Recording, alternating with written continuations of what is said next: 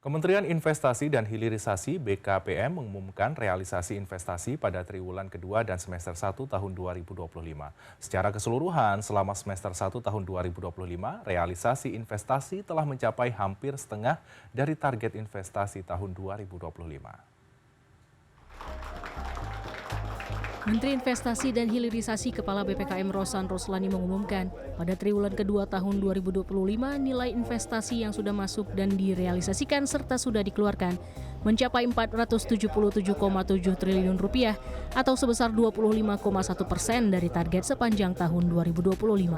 Capaian ini meningkat 11,5% jika dibandingkan realisasi investasi pada periode yang sama di tahun sebelumnya atau year on year senilai 428,4 triliun. Hasil investasi ini telah berhasil menyerap ratusan ribu tenaga kerja. Penyerapan tenaga kerja yang terjadi dari hasil investasi yang masuk di dalam kuartal kedua ini adalah 665.764 orang. Jadi ini adalah penyerapan tenaga kerja yang tercipta dari hasil investasi hanya di kuartal kedua. Porsi penanaman modal asing atau PMA selama kuartal kedua tahun 2025 sebesar 42,3% atau sebanyak 202,2 triliun rupiah.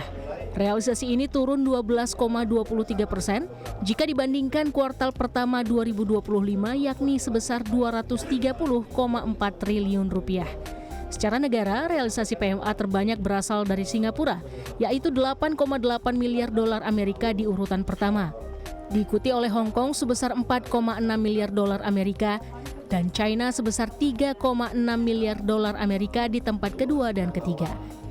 Sementara penanaman modal dalam negeri atau PMDN selama kuartal kedua tahun 2025 sebesar 56,7% atau sebesar 275,5 triliun rupiah. Kementerian Investasi BPKM mencatat, realisasi investasi di sepanjang semester 1 tahun 2025 mencapai 942,9 triliun rupiah atau setara dengan setengah dari target investasi tahun 2025.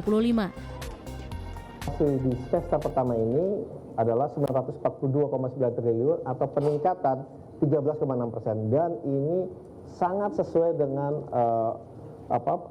rencana yang kita jalankan sehingga capaian yang sudah tercapai ini dari target 1.905,6 triliun. Dan kembali lagi yang paling penting yang ingin saya highlight adalah penyerapan tenaga kerjanya. Gitu. Ini tepatnya 1.259.868 orang. Jadi inilah tenaga kerja yang tercipta dari 6 bulan pertama di tahun 2025. Secara keseluruhan, kontribusi investasi berdasarkan sektor menunjukkan dominasi dari sektor tersier sebesar 44,3%, disusul sektor sekunder 39,7%, dan sektor primer dengan 16%. Sufiani Tanjung, Andriawan Saputra, Jakarta.